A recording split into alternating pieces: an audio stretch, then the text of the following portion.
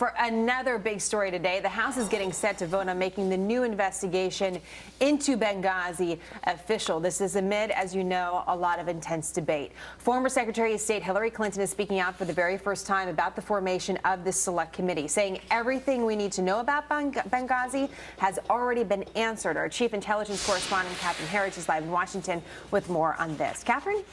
Well, Jenna, at a Ford Foundation event in New York City last night, Hillary Clinton took a question on Benghazi and whether she felt the House Select Committee investigation was justified.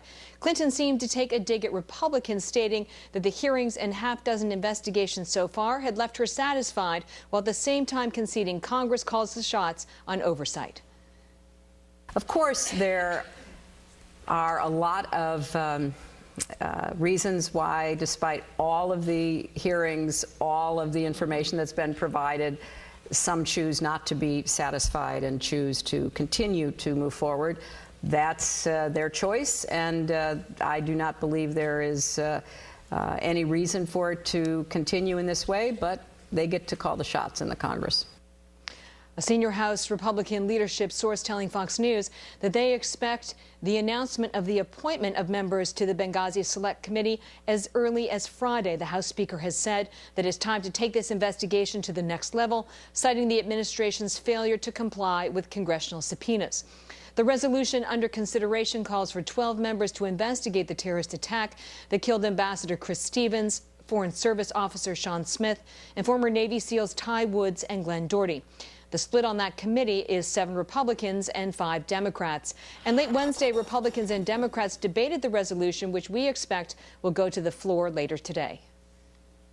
This recent example of the administration's deliberate attempts to suppress the sharing of information is particularly unsettling and serves as the trigger point for the establishment of the Select Committee. But unfortunately, the House majority is determined to take the partisan path.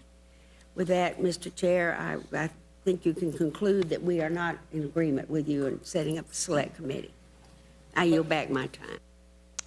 A Democrat familiar with the leadership's thinking suggesting to Fox News that they may want to give the impression that they're not going to get involved right now, but they will eventually join that committee. Jenna.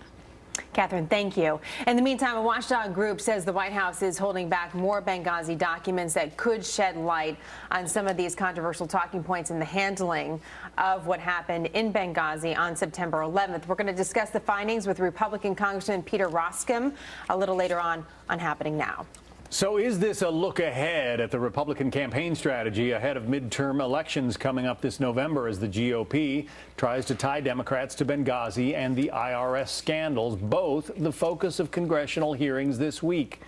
There's also the widespread unpopularity of Obamacare, Republicans pointing to this as a case of Democratic mismanagement. Add them all up. Could they be a 1-2-3 punch when it comes to the midterms? Let's bring in our panel. Juan Williams is a Fox News political analyst. Nina Easton, senior editor and Washington columnist for Fortune magazine, also a Fox News contributor. Nina, you say it's important and you think that Republicans should be stressing the fact that they got some Democratic support on this Lois Lerner vote. Well, I think the problem here is that while there's a lot of questions still to be answered on the IRS scandal, what Lois Lerner knows, for example, and on Benghazi, was this White House creating a false narrative about a terrorist attack in order to boost their prospects in a midterm in the presidential election? These are real questions. I'm concerned that Republicans are going to be guilty of overreach. Let's reach back to 1998. We all covered that. That was the impeachment scandal with Monica Lewinsky. And, that backfired on Republicans. They lost 5 seats in the House, and the public really wasn't along for that ride. They actually mostly rallied around the president. Yeah. So I think it's really important that this is, bipartisan as much as they can get it. It's not going to be totally bipartisan, and that they control their rhetoric going forward. And to be clear, Nina, the impeachment really wasn't about what may have happened with Monica Lewinsky. It was about lying in front of a grand jury.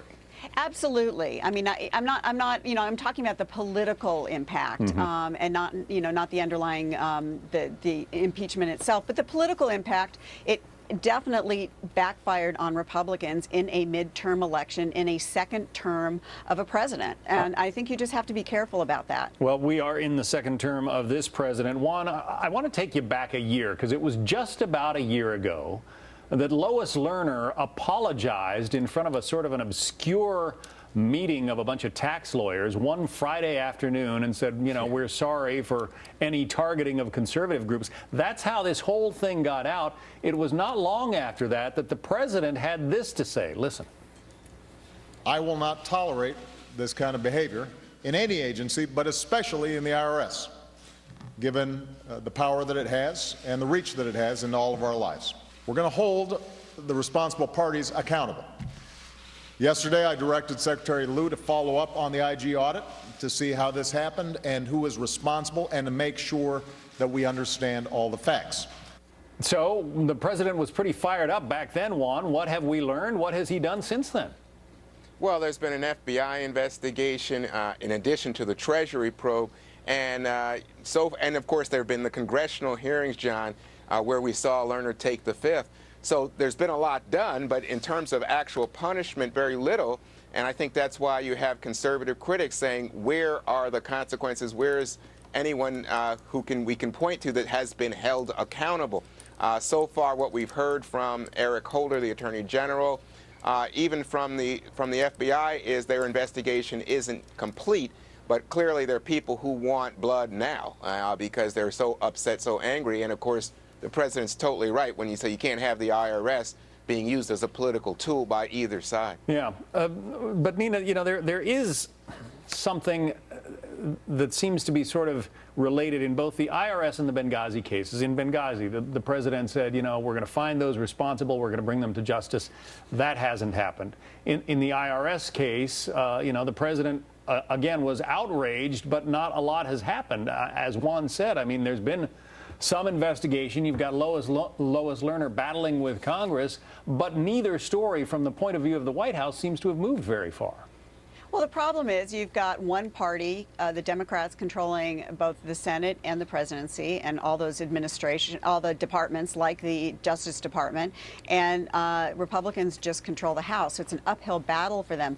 I think on the Lois Lerner case, with this vote for contempt, I suspect that this is going to move into the Justice Department, which, by the way, is run by Eric Holder, who's also been held in contempt of Congress, and it's going to sit there. And I don't think there's going to be movement. It's going to be a lot of frustration. So it's going to play out more politically than it is in kind of a legal reality. All right, Juan, back to the politics of it. If this is a preview of Republican midterm election strategy, will it be successful? Well, I mean, I think, look, the historical landscape right now is so strongly pro-Republican, John. I mean, if you look at history, they typically pick up 29 seats in the House, 6 in the Senate.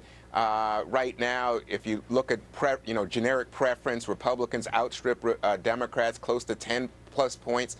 So things look good that way. But in terms of these attacks and stirring the Republican base, and that's what we're talking about here, with Benghazi, with IRS, with healthcare, that's what the Republicans are doing, trying to keep their party's energy up so they'll have high turnout come Election Day.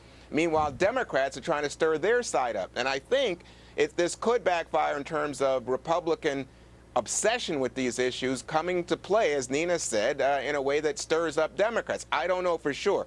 But I don't see right now, with regard to Obamacare, Benghazi, or IRS, that it's moving the dial. It's just not evident in the polls. It's not evident in what people are watching on TV. It's just not there. We have some time until November. Juan Yeah, Williams, I guess so. Nina Easton, thank you both. Thank you. You're welcome.